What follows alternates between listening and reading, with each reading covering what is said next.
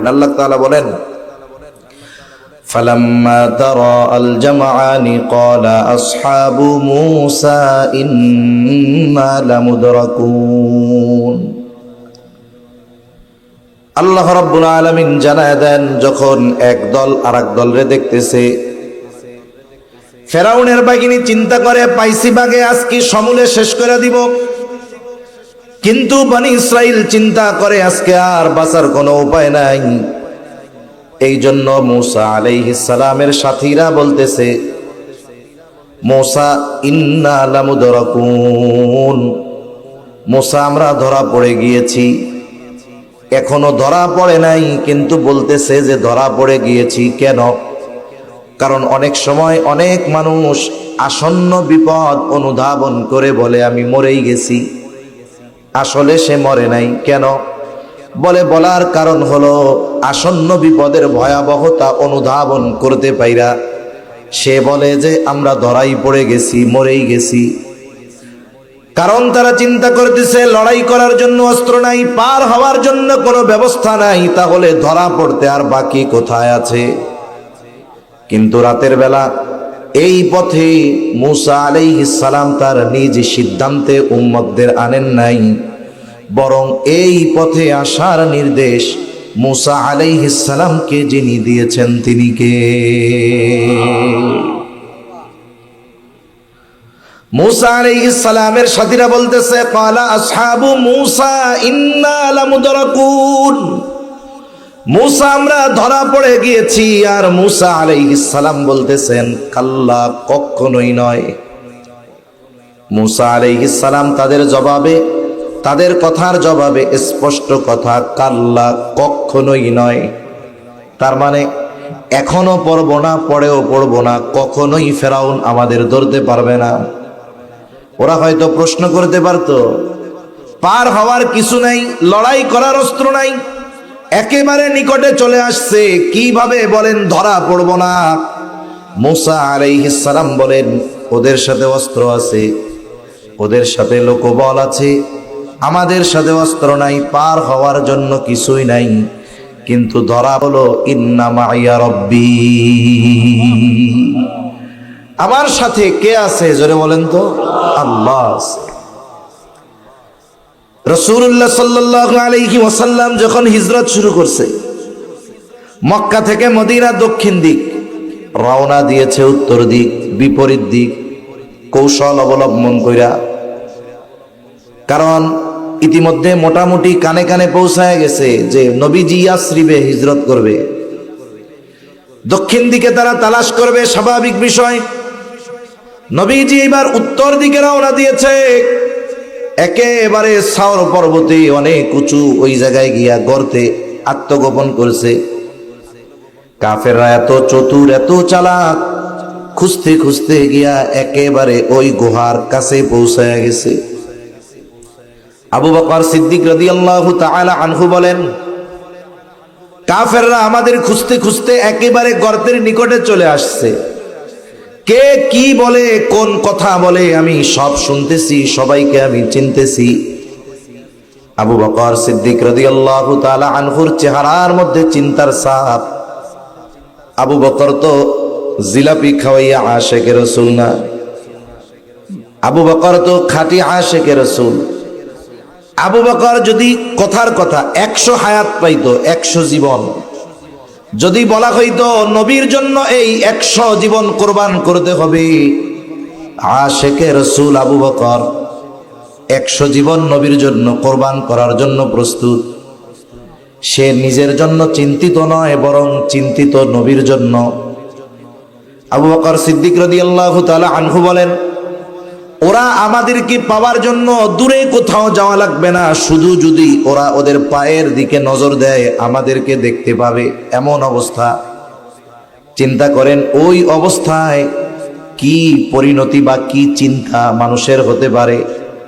নবীজি আবু বকর সিদ্দিক রাদিয়াল্লাহু তাআলা আনহুর চেহারা দেখা বুঝতে পারছে চিন্তিত, ভীত। এইবার দুইজনের মধ্যে কিছু কথাবার্তা হইছে, সেই কথাটাও আল্লাহ তাআলা কোরআনুল কারীমের মধ্যে বলেন, আল্লাহর নবী আবু বকর সিদ্দিক রাদিয়াল্লাহু তাআলা আনহুরে কি বলতেছে? আল্লাহ তাআলা বলেন, ইয হুমা ফিল গারি ইয ইয়াকুলু লিসাহিবিহি লা তাহজান ইন্নাল্লাহা মা'ানা।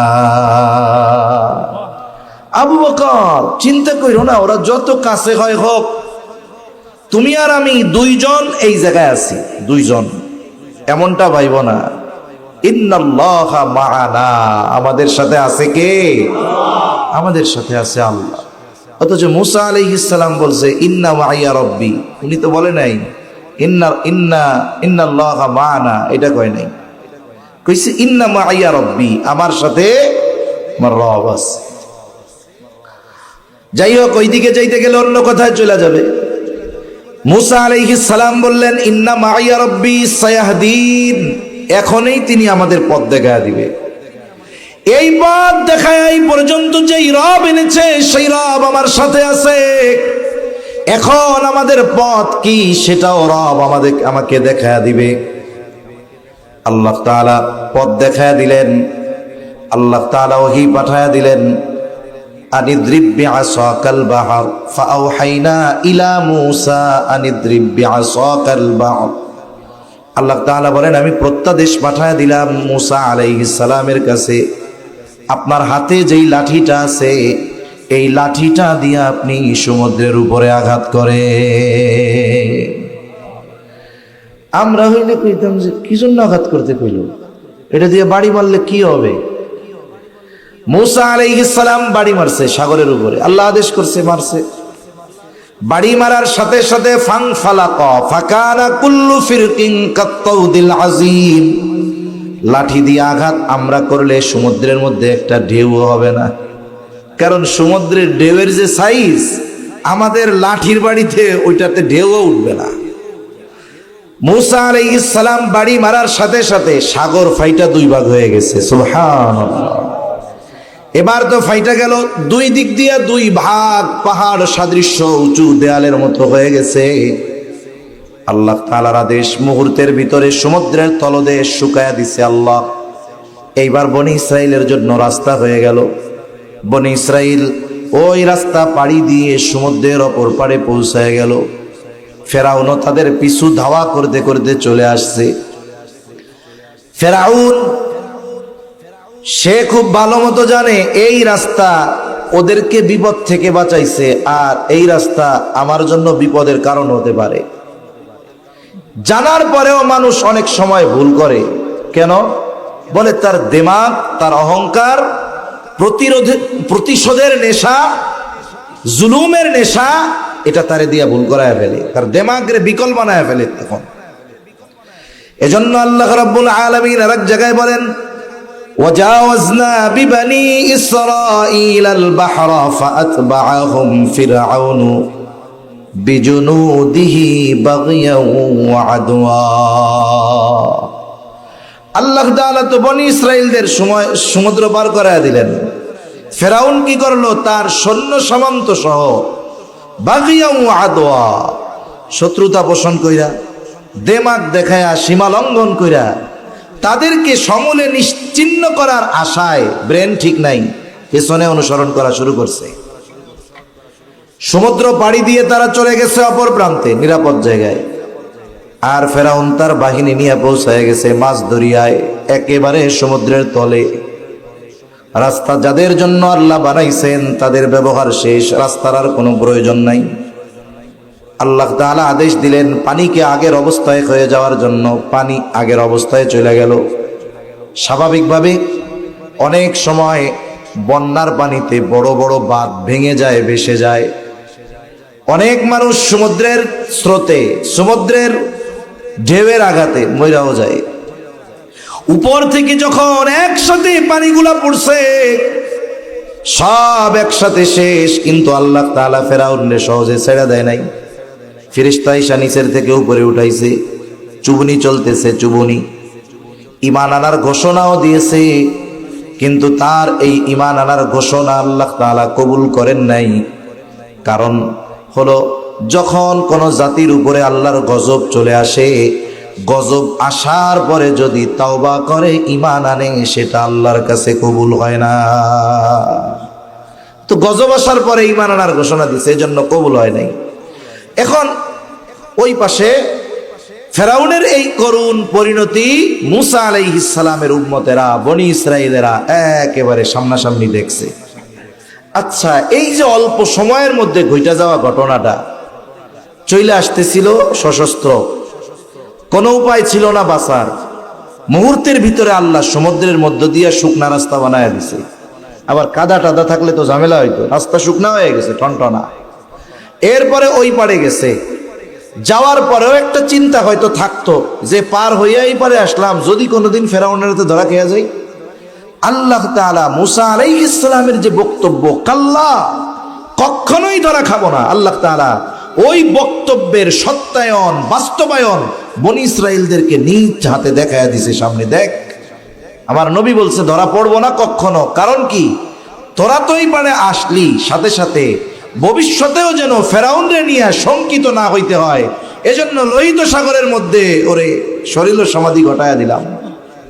বলেন তো, এই দৃশ্যটা দেখবার পর ইমানদার তো পরের কথা, একটা বেঈমানের তো ইমানের বাতি জ্বলা ওঠার কথা, ঠিক না?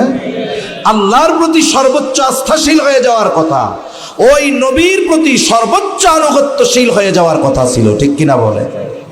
কিন্তু একটু পরে এরা ভুলে গেছে। একটু পরেই কয়, এত মানুষ আমরা থাকবো কই, বাড়ি ঘর দুয়ারি তো নাই।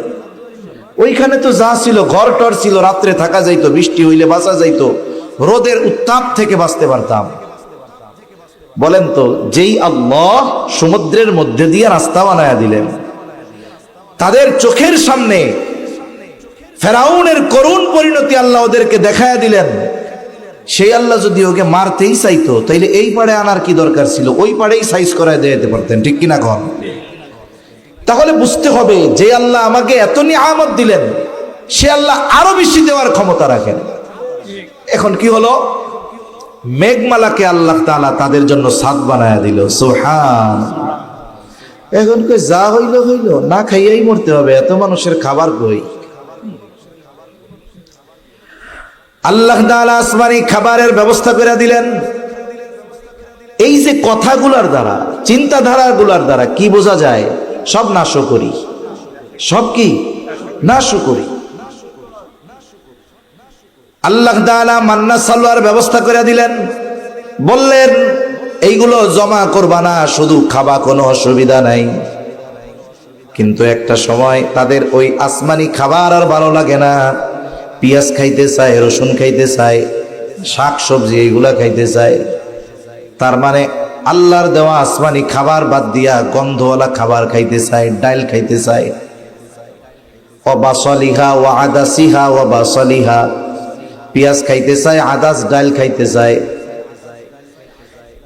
আল্লাহ রাব্বুল আলামিন তাদেরকে নেয়ামত দিয়েছে, নেয়ামতের বিপরীতে তারা নাশকরি করছে। এখন আসেন, আল্লাহ তাআলা যে মুসা আলাইহিস সালামকে বনি ইসরাইলদের নিয়ে হিজরত করতে বলছেন, এর যতগুলো উদ্দেশ্য, এর মধ্যে প্রথম উদ্দেশ্য যে ফেরাউনের জুলুম থেকে আল্লাহ তাদেরকে নিষ্কৃতি দিতে চান। আর মূল উদ্দেশ্যটা কি ছিল? মূল উদ্দেশ্য ছিল যে ওই যে তাদের আদি নিবাস, পিতৃভূমি, ওইটা আল্লাহ ওনাদেরকে ফিরায় দিতে চায়। এটা হলো মূল উদ্দেশ্য। এজন্য আল্লাহ তাআলা মুসা আলাইহিস সালামকে বললেন, মুসা, ওই ভূমি তো পবিত্র ভূমি তো তাদেরকে ফিরায় দিতে চাই, তা আপনি একটু তাদেরকে বলেন ওইখানে যারা আছে তাদের সাথে একটু যুদ্ধ করতে হবে, জিহাদ করতে হবে। তবে এই খবর আগাম জাইনা রাখেন, যুদ্ধ হবে, ওরা যত শক্তিশালী হোক, বিজয় হবে মুসলমানদের, বনি ইসরাইলের বিজয় হবে। আমালিকা গোত্র তখন জেরুজালেম শাসন করত। মুসা আলাইহিস সালাতু ওয়াস সালাম বনি ইসরাইলের 12 গোত্র থেকে 12 জন প্রতিনিধি নিযুক্ত করলেন। মানে যার গোত্রে সবচেয়ে বিশ্বস্ত ব্যক্তি যে, তাকে প্রতিনিধি বানানো হইল।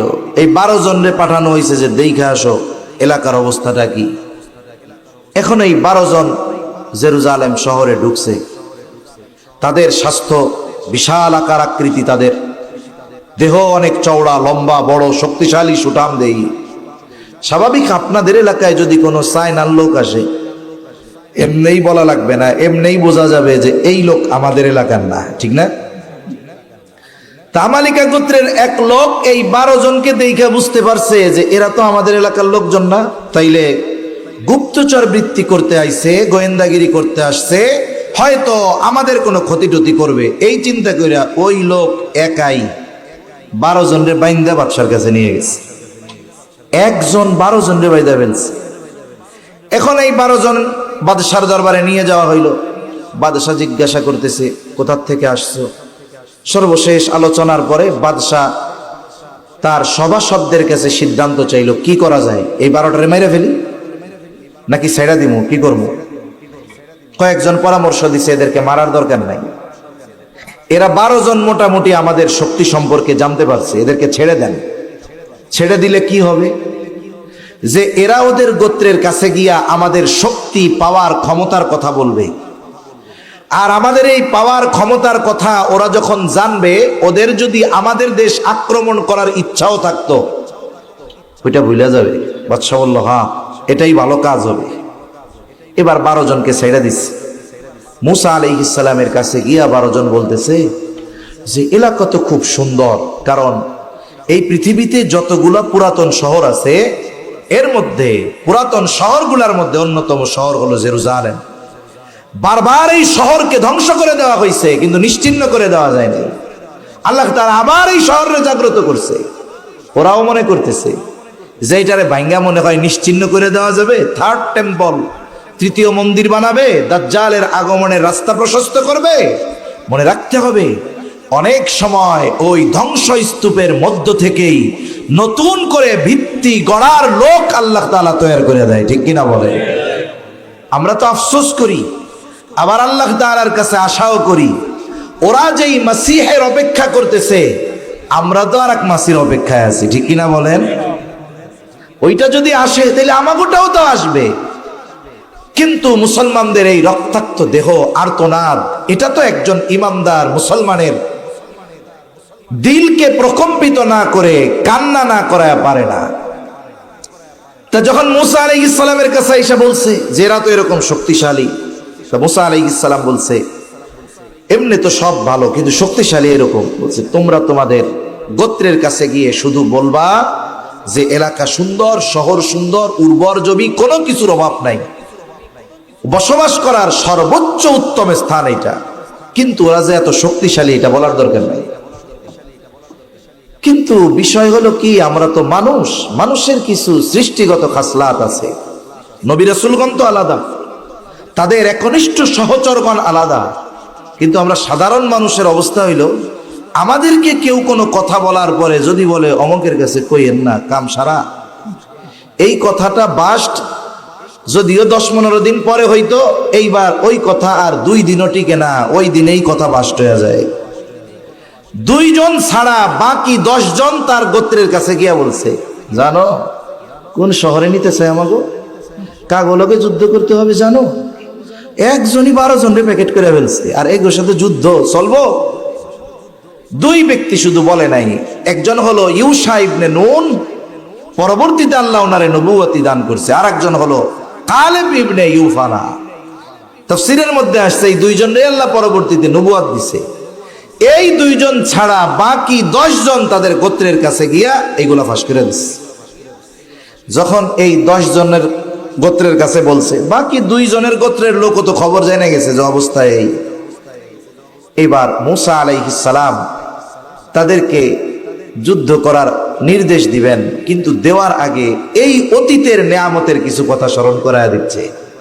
দেখো কেমনে আল্লাহ তোমাদেরকে সমুদ্রের মধ্যে দিয়ে রাস্তা বানায় দিছে, কেমনে তোমাদের জন্য আল্লাহ তাআলা মেঘমালারে ছাদ বানায় দিছে, কেমনে আল্লাহ তাআলা তোমাদের জন্য আসমানি খাবারগুলো খাওয়াইছে। এরকম অনেক নেয়ামত আল্লাহ তাআলা বনি ইসরাইলরে দিছে না? দিছে।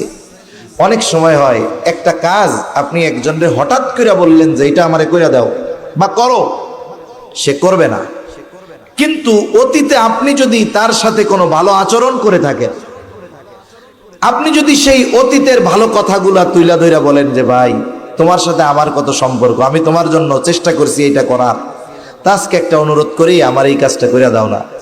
তাহলে দেখেন অতীতের যেই সহানুভূতিশীলতা তার প্রতি আপনার, ওইটাকে উল্লেখ করে যদি কোনো কথা বলা হয়, আশা করা যায় অতীতের ওই কল্যাণের কথা চিন্তা করে হলেও সে আপনার এই সময়ের অনুরোধটা রাখবে। মুসা আলাইহিস সালাম আদেশ আল্লাহ তাআলার, অথচ এই আদেশ মানানোর জন্য আল্লাহ প্রদত্ত অতীতের কিছু নিয়ামতের কথা আগে তাদের স্মরণ করায় দিচ্ছেন। আল্লাহ তাআলা এই ঘটনা বর্ণনা করেন। আল্লাহ তাআলা বলেন, وَإِذْ قَالَ مُوسَى لِقَوْمِهِ يَا قَوْمِ اذْكُرُوا نِعْمَةَ اللَّهِ عَلَيْكُمْ إِذْ جَعَلَ فِيكُمْ أَنْبِيَاءَ وَجَعَلَكُمْ مُلُوكًا وَآتَاكُمْ مَا لَمْ يُؤْتِ أَحَدًا مِنَ الْعَالَمِينَ। আল্লাহ রাব্বুল আলামিন জানায় দেন, মুসা আলাইহিস সালাম তার সম্প্রদায়কে বলতেছে, ইয়া কওমি যকুরু নি'মাতাল্লাহি আলাইকুম, হে আমার সম্প্রদায়, তোমরা আল্লাহ প্রদত্ত নিয়ামত সমূহের কথা স্মরণ করো। যেই নিয়ামতগুলো আল্লাহ তোমাদেরকে দান করেছে। কি নিয়ামত দিছে? এক নম্বর নিয়ামত, ইদ জাআলা ফীকুম আম্বিয়া, যিনি তোমাদের মধ্য থেকে অনেক নবী প্রেরণ করছে। কোন একটা বংশে, কোন একটা গোত্রে অনেক উচ্চ শিক্ষিত মানুষ থাকা ওই বংশের, ওই সম্প্রদায়ের, ওই গ্রামের গর্বের কারণ হয়। হয় কি হয় না? হয়। এক বংশে যদি অনেক আলেম হাফেজ থাকে, এই বংশের লোক অন্যান্য বংশের উপরে কয়, মিয়া জানো আমাকে বংশে 100-র উপরে আলেম হাফেজ আছে। তাহলে একটা বংশে জাগতিক লাইনেও যদি বিসিএস ক্যাডার অনেক থাকে, গর্ব করে বলে আমাদের বংশে 50টা বিসিএস ক্যাডার আছে। দুনিয়ার সম্মানিত ব্যক্তি যদি কোনো বংশে বেশি থাকে, তারা অন্যান্য বংশের উপরে গর্ব করে। তাহলে যেই বংশের মধ্যে আল্লাহ তাআলা ধারাবাহিকতার ক্রমান্বয়ে নবী প্রেরণ করেছেন, নবীজি সাল্লাল্লাহু আলাইহি ওয়াসাল্লাম বলেন, বনি ইসরাইল কখনো নবী শূন্য হয় নাই। তাদের এক নবী ইন্তেকাল করেছে, তো আল্লাহ তাআলা আর একজনকে নবুয়ত দিয়ে সেই স্থান পূর্ণ করে দিয়েছে। তার মানে ঈসা আলাইহিস সালাম পর্যন্ত বনি ইসরাইলীদের এমন একটা সময়ও কাটে নাই যেই সময় বনি ইসরাইলের মধ্যে নবী ছিল না, এমন একটা সময় কাটে নাই। এটা কত বড় এক নেয়ামত, কত বড় এক নেয়ামত এটা।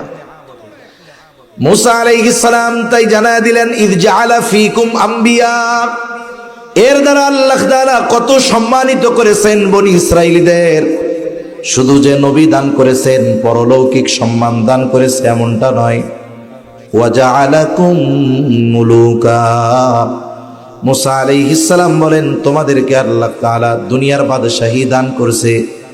শুধু তাই না, ওয়া আতাকুম মা লাম ইউতি আহাদাম মিনাল আলামিন, বলতেছে যে তোমাদেরকে এত কিছু আল্লাহ দিছে যা এই বিশ্ব জগতের আর কাউকে আল্লাহ দেন নাই।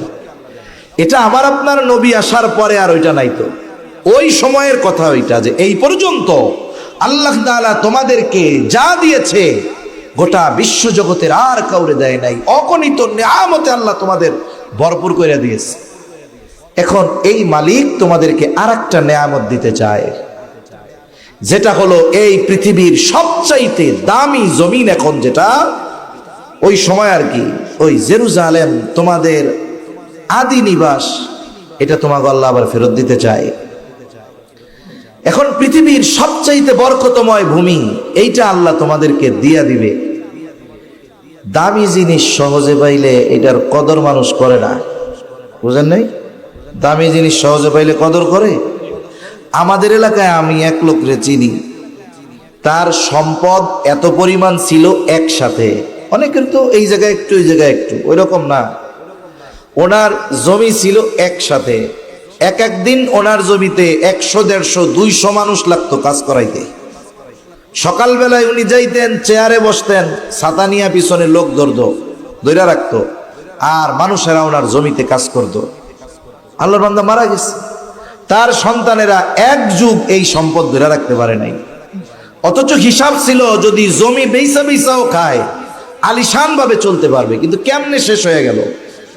ওই লোক তো অর্জন করছে বহুত কষ্টে, আর এরা তো বৈশা বৈশা পাইছে ওয়ারিশ সূত্রে, এই জন্য কদর করে না। অনেক সময় দেখেন না, রাস্তা দিয়ে দেখবেন 5 লক্ষ টাকার মোটর সাইকেল বম বম করে চলে যায়, ঠিক না? ও যদি দেখতো ওর বাপ সৌদি আরবে দুবাইতে 50 ডিগ্রি রোদের মধ্যে কাজ করতেছে, তাইলে বুঝতো মজাটা কারে কয়। ওর তো টাকা উপার্জন করতে রক্ত পানি হয়ে যাচ্ছে। ও ভালো একটা জিনিস খাওয়ার আগে 10 বার ভাবে, এইটা না খাইয়া আমি অন্য কিছু খাইয়া পেট ভরাই, এই টাকাটা বাড়িতে পাঠাই। কিন্তু তার পোলা এই জায়গায় 5 লাখ টাকার হোন্ডা কিনা মস্তানি করে বেড়ায়, আছে না নাই? কেন? টাকাটা তো ওর কষ্ট করে উপার্জন করা লাগে নাই। এজন্য দামি জিনিস যদি সহজে পায় কদর থাকে না। এই জন্য আল্লাহ তাআলার পক্ষ থেকে নির্দেশ যে তাদেরকে ওই আমালিকা গোত্রের সাথে জিহাদ করতে হবে, যুদ্ধ করতে হবে। এইবার মূসা আলাইহিস সালাম তার সম্প্রদায়কে আদেশ দিলেন, ওয়া আতাকুম মা লাম ইউতি আহাদাম মিনাল আলামিন ইয়া কওমি দখুলুল আরদাল মুকদ্দাসাতাল্লাতী কাতাবাল্লাহু লাকুম ওয়া লা তারতাদ্দু আলা আদবারিকুম ফাতানকালিবু খাসিরিন। মূসা আলাইহিস সালাম বলতেছে, ইয়া কওমি দখুলুল আরদাল মুকদ্দাস, হে আমার সম্প্রদায়, তোমরা ওই পবিত্র ভূমির মধ্যে প্রবেশ করো। কোন ভূমি? আল্লাতী কাতাবাল্লাহু লাকুম, তার মানে যুদ্ধ করার আগে আল্লাহ মালিকানা লেখা দিচ্ছে যে যেই জমিন আল্লাহ তাআলা তোমাদের জন্য নির্ধারণ করছে, তোমরা শুধু সামনের দিকে অগ্রসর হবা, পেছন দিকে ফিরবা না। ওয়ালা তারতাদ্দু আলা আদবারিকুম ফাতানকালিবু খাসিরিন, তোমাদের কাজ হইল শুধু অগ্রসর হওয়া, সামনের দিকে যাওয়া। পেছন দিকে যদি আসো, ফিরে আসো, ক্ষতিগ্রস্তদের অন্তর্ভুক্ত হয়ে যাইবা। সামনে চলো, ওরা যত শক্তিশালী হোক আল্লাহ তাআলা তোমাদের বিজয় দিবেন, কারণ এই ভূমি আল্লাহ তোমাদের জন্য নির্ধারণ করে দিয়েছে। সুবহানাল্লাহ। কিন্তু ওই যে 10 জন আইসা কি কইছে যে ওরা এক একজন এত শক্তিশালী যে ওরা আমাদের 12 জন রে বাইন্দা ফেলছে, এই খবর তো ওরা পাইছে। এইবার কয়, ক্বালু ইয়া মূসা ইন্না ফিহা কওমান জাব্বারিন ওয়া ইন্না লান নাদখুলাহা হাত্তা ইয়াখরুজু মিনহা ফাইন ইয়াখরুজু মিনহা ফাইন্না দাখিলুন। বলে, হে মূসা, ইন্না ফিহা কওমান জাব্বারিন, আরে ওই জায়গায় এক শক্তিশালী সম্প্রদায় আছে। ইন্না লান নাদখুলাহা আবাদাম মাদা, ওইখানে আমরা কখনোই প্রবেশ করব না। তারা যতক্ষণ না ওইখান থেকে বের না হবে ততক্ষণ পর্যন্ত আমরা ওইখানে প্রবেশ করব না। ওইটা যত দামি ভূমি হোক আর যত মূল্যবান এলাকা হোক, আমরা ওইখানে কখনো প্রবেশ করব না।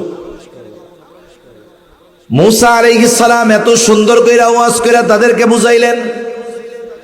আল্লাহ তাআলার নেয়ামতের কথাগুলো স্মরণ করা যখন তাদেরকে মূসা আলাইহিস সালাম বললেন ওই ভূমিতে প্রবেশ করার কথা, তাদের সরাসরি এমন আচরণে স্বাভাবিকভাবে কষ্ট পাওয়া যাওয়ার কথা। তারা বলে, ইন্না লান নাদখুলাহা হাত্তা ইয়াখরুজু মিনহা, ওইখানে আমরা কখনোই প্রবেশ করব না যতক্ষণ না ওই জায়গা থেকে তারা বাইর না হবে।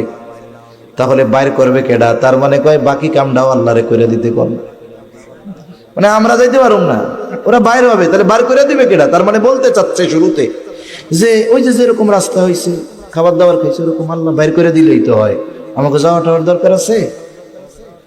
কিন্তু আল্লাহ তাআলা চান একটু পরিশ্রম কইরা। দেখেন, মারিয়াম আলাইহিস সালাম যখন ওই যে মসজিদের পাশে এক কামরার মধ্যে থাকতেন, একেবারে পরিশ্রম ছাড়া আল্লাহ তাআলা তারে অসময়ে বিভিন্ন ফল ফলাদি আল্লাহ খাওয়াইছে। কিন্তু বাচ্চা ভূমিষ্ঠ হওয়ার পরে খেজুর গাছে ঝাঁকি মারতে কইছে। বুঝেন নাই? কিছু কিছু সময় আছে, আল্লাহ তো সব পারে, কিন্তু আল্লাহ চাচ্ছেন এরা একটু কষ্ট করে এটা অর্জন করুক, তাইলে এই ভূমির মর্যাদা ওরা বুঝবে। তারা বলে, আমরা কখনোই প্রবেশ করব না। ফাইন ইয়াখরুজু মিনহা ফাইন্না দাখিলুন, যদি তারা ওইখান থেকে বের হয়ে যায় তবেই আমরা সেইখানে প্রবেশ করব। মুসা আলাইহিস সালাম বুঝাইলেন। এইবার ওই যে দুইজন আল্লাহর বান্দা ইউশা ইবনে নুন, কালেব ইবনে ইউফানা, ওই দুই আল্লাহর বান্দাও তাদেরকে বোঝানো শুরু করলেন। আল্লাহ তাআলা বলেন, قال رجلان من الذين يخافون أنعم الله عليهم ادخلوا عليهم الباب فإذا دخلتموه فإنكم غالبون وعلى الله فتوكلوا إن كنتم مؤمنين। ওই দুই আল্লাহর বান্দা قال رجلان মিনাল্লাযীনা ইয়াখাফুনা আনআমাল্লাহ, যারা আল্লাহরে ভয় করত, ওই দুই আল্লাহর বান্দা, এই দুই ব্যক্তি যাদের প্রতি আল্লাহ তাআলার বিশেষ অনুগ্রহ ছিল, এরাও এবার বোঝানো শুরু করছে। অভ্যাসটা হলো কি, অনেক সময় ছোট বাচ্চা, বিশেষ করে শহর অঞ্চলে এই দৃশ্যগুলো হয়, মা খুব ভালো মতো বুঝায় বাচ্চারে খাওয়ানোর জন্য, খাওয়ার জন্য, ও খায় না। ওই সময় যদি পাশের থেকে ওরে আর কেউ বুঝাইতে যায় তাহলে ওর দেমাগ আরো বেড়ে যায়, বুঝেন নি? মনে করেন চাচা মামা চিন্তা করছে, বোন বুঝাইলো, আমি একটু বুঝাই খাই কিনা। এবার মামা যখন বুঝায় ও আরো বাঁকা হয়। এদের অবস্থা হলো, আরে মিয়া আমাকে নবী বুঝাইয়া পারে না, আর তোমরা দুইজন আমাকে বুঝাইবা, কাম হবে না। এই দুই আল্লাহর বান্দা এবার তাদেরকে বলতেছে,